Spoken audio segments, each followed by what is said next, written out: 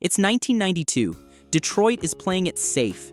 Engines are shrinking, emissions rules are tightening, insurance companies are choking horsepower, and most manufacturers, they're backing away from anything that even smells like excess. And then Dodge does something insane. They drop an 8.0-liter V10 into a raw, barely street-legal machine called the Viper and unleash it on a world that wasn't ready. But what almost nobody knows is this engine wasn't just powerful. It was borderline uncontrollable. It was crude, brutal, and in many ways, unfinished. So how did this monstrous V10 come to life? And why did it feel like something the 1990s simply couldn't handle? You think you know the Viper story? Not like this. The late 1980s weren't kind to American performance. After the oil crises of the 70s and tightening emissions through the 80s, most V8s had been neutered. Compression ratios dropped to around 8.01. Horsepower numbers that once lived in the 400s were now struggling to hit 200. The legendary Mustang GT of 1987 made just 225 horsepower. The Camaro IROC Z, about the same. Even the mighty Corvette, America's sports car icon, was pushing only 245 horsepower from its 5.7-liter V8. These weren't muscle cars anymore. They were shadows of what came before, and enthusiasts knew it. Even icons like the Corvette were playing it relatively safe. Chevrolet had learned its lesson from the fuel crisis years. Build efficient, build reliable, don't push too hard, don't make waves. But inside Chrysler, there was a growing frustration.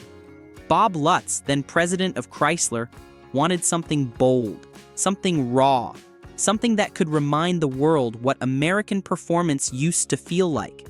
Not refined, not polished, just pure mechanical aggression. Lutz had seen what was happening across the pond.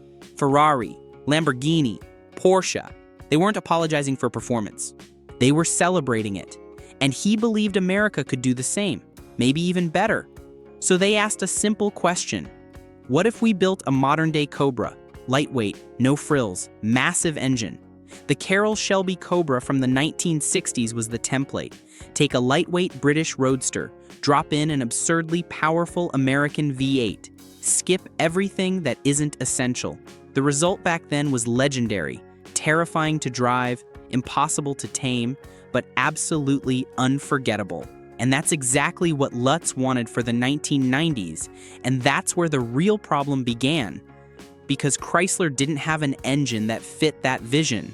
Their V8 lineup wasn't enough. They needed something bigger, something that would shock people the moment they heard the numbers.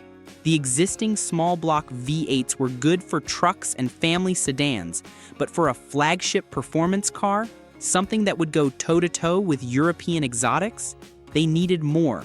And that's when they turned to a very unlikely starting point. A truck engine. Chrysler had already been working on a V10 for heavy-duty trucks. It was based on their LA Series small block architecture, essentially stretched into a 10-cylinder configuration. The original concept was simple. Take the 5.9-liter V8. Add 2 more cylinders. Increase displacement. Build torque. Lots of torque. The engineering team needed an engine that could pull heavy loads. Something for the Ram pickup line. Something that could compete with diesel engines in terms of low-end grunt. So they designed it for durability, for reliability, for sustained pulling power at low RPM. Not exactly sports car material, but Dodge saw potential.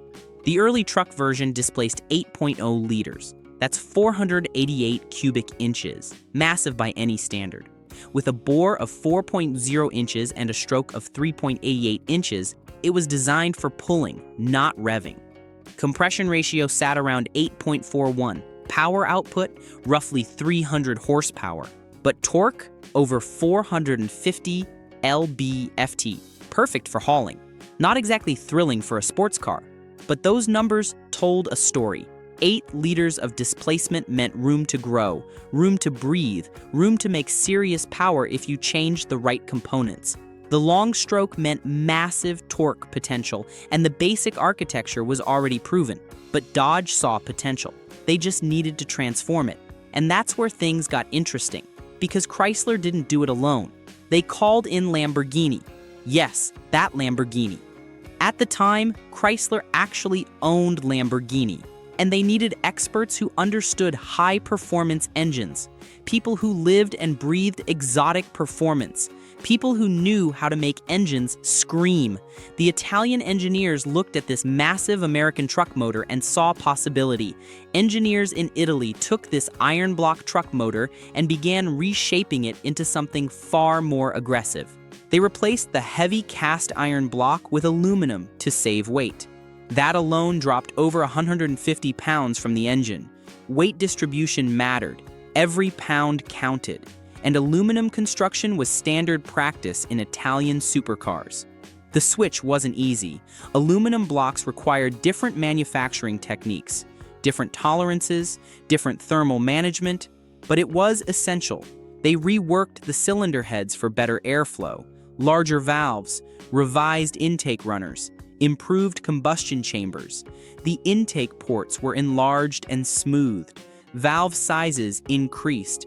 Exhaust routing was optimized for flow rather than just durability. They studied airflow patterns, ran computer simulations, built prototypes, and tested them on flow benches. Every cubic centimeter of air mattered. The camshaft profile was altered to support higher RPM operation. The truck cam was designed for torque below 3,000 RPM. The Viper needed power all the way to 6,000 RPM and beyond. Valve lift increased. Duration changed. Overlap was adjusted. It was a complete rethink of how this engine would breathe. And just like that, a workhorse truck engine started becoming something far more dangerous. But there was a problem. Actually, several. When the first prototypes were tested, the engine was powerful. Too powerful. In early Viper prototypes, the V10 produced around 400 horsepower and 465 lb-ft of torque. Those are serious numbers today. In 1992, they were almost absurd. For context, the Corvette ZR1, the fastest American production car at the time, made 375 horsepower. And that came from a sophisticated dual overhead cam V8 designed by Lotus. The Viper's pushrod V10 was making more power with simpler technology. But the car around it? It wasn't ready. No traction control, no ABS in early models, no airbags, not even proper side windows. The suspension was basic. The chassis was stiff but unsophisticated. The tires were wide but not nearly advanced enough for the power, and the chassis struggled to keep up. At full throttle, the rear tires would break loose almost instantly, even in third gear. Test drivers reported that the car felt alive, and not in a good way. One engineer later said, "It didn't feel like you were driving it. It felt like you were trying to survive it." Another tester described it as a rocket with wheels that occasionally pointed in the direction you wanted. The throttle response was immediate. Too immediate. There was no electronic buffer, no drive-by-wire system to smooth inputs.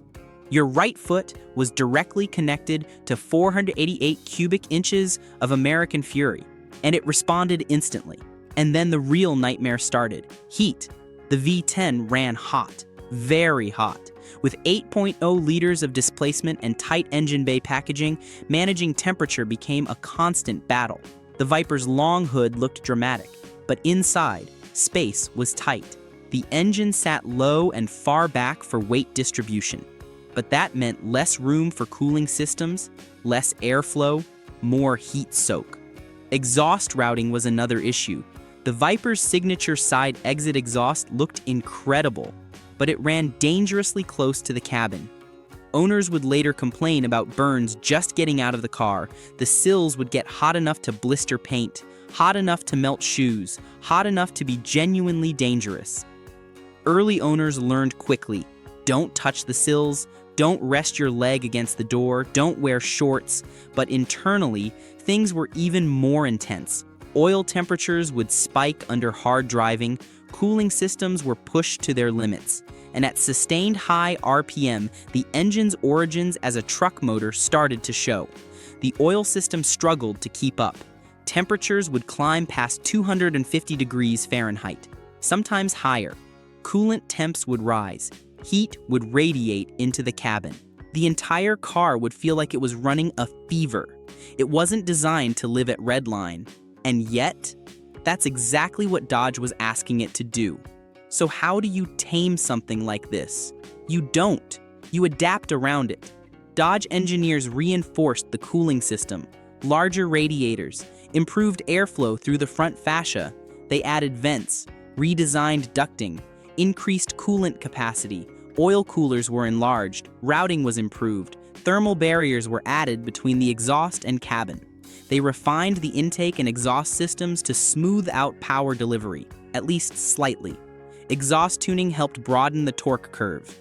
Intake plenum design was adjusted for better cylinder filling, but there were limits to what they could do without fundamentally changing the engine's character, and they accepted a hard truth. This engine was never going to be refined. It wasn't supposed to be. It was meant to be raw, and that decision would define the Viper forever. This wasn't going to be a comfortable GT car. It wasn't going to be easy to live with. It wasn't going to apologize. It was going to be exactly what Bob Lutz envisioned from the start. A modern Cobra. Brutal, honest, uncompromising. When the first production Dodge Viper RT10 hit the streets in 1992, it made an immediate impact. 400 horsepower, 465 lb-ft of torque, a curb weight just over 3,200 pounds. That gave it a power-to-weight ratio that rivaled European supercars costing twice as much. The Ferrari 348 made less power and weighed more. The Porsche 911 Turbo was faster in a straight line, but cost nearly double. The Viper delivered supercar performance at a fraction of the price. 0 to 60, around 4.2 seconds. Quarter mile, mid-12s at over 110 mph. Top speed, about 165 mph.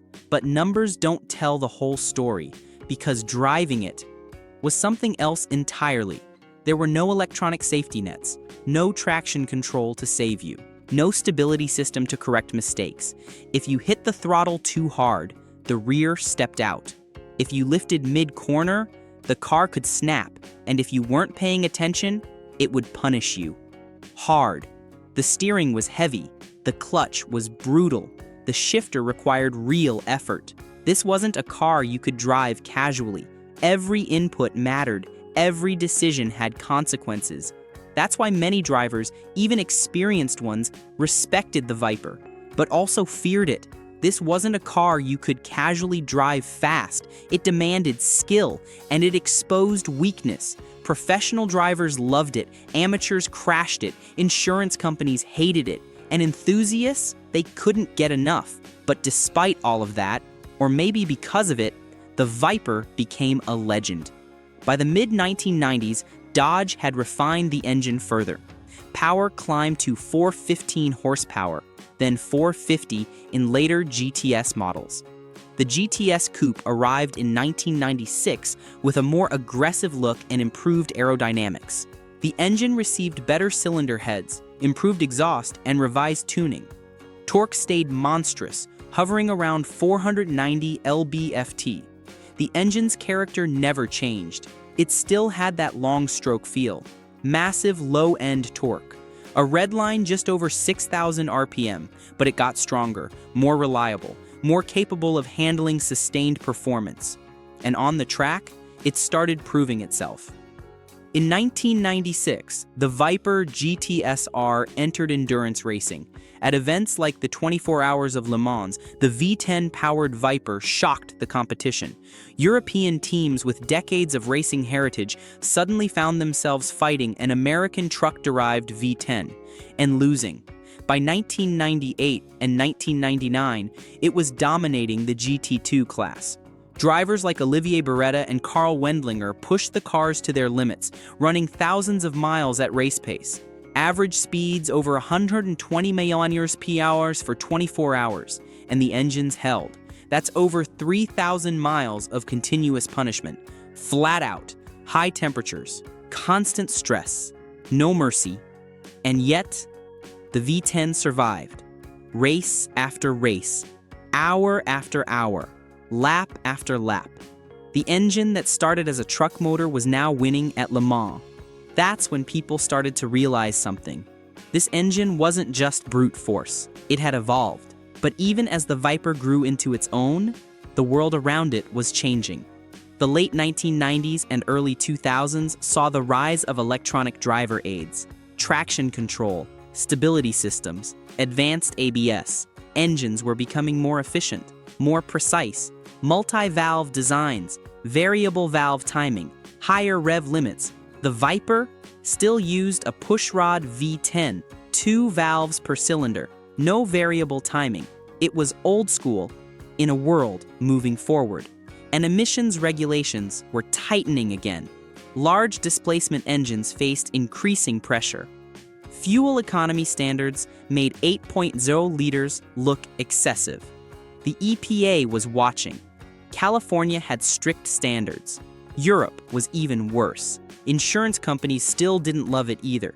And then there was the reality most people don't talk about. The Viper wasn't for everyone. It was uncomfortable, hot, loud. It required skill to drive fast and punished mistakes. For many buyers, that was too much. They wanted the image, the presence, the sound. But the reality of living with it, that was different. By the early 2000s, Dodge updated the engine to 8.3 liters, then later to 8.4 liters. Power climbed to over 600 horsepower in later generations. The final generation Viper made 645 horsepower. The ACR models pushed even harder, but the core identity never changed. It was still raw, still aggressive, still demanding. And eventually, that became its limitation. Because as the industry moved toward refinement, efficiency, and technology, the Viper stayed stubbornly analog, and that made it harder to justify. Production numbers remained relatively low, just a few thousand units per year. In some years, fewer than 1,000 were built. The business case got weaker, the regulatory environment got tougher, and in 2017, Dodge ended Viper production. Just like that, the V10 era was over. No replacement was planned, no successor announced. The Viper simply ended. So why was Dodge's 8.0 V10 too much for the 90s? Because it ignored the rules. It was built from a truck engine, transformed by Lamborghini, and dropped into a car with almost no safety systems. It produced massive power in a time when most cars were dialing things back. And it delivered that power without filters, no computers, no corrections, just you and 488 cubic inches of raw American force. That wasn't just unusual, it was dangerous and unforgettable.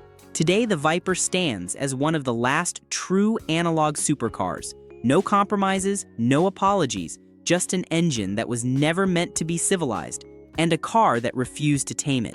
And maybe that's why people still talk about it. Because in a world of polished performance, the Viper was something else entirely. It represented an era that's gone now. An approach to performance that doesn't exist anymore. You can't build a car like the Viper today. Regulations won't allow it. Lawyers won't allow it. The market probably wouldn't support it. But for a brief moment in the 1990s and 2000s, it existed. A truck engine turned supercar heart. A machine that demanded everything from its driver. And a reminder that sometimes the most memorable things are the ones that refuse to play it safe. If you enjoyed this deep dive, let me know what engine or rivalry you want to see next. And if you're into raw, untamed automotive stories like this, make sure to subscribe.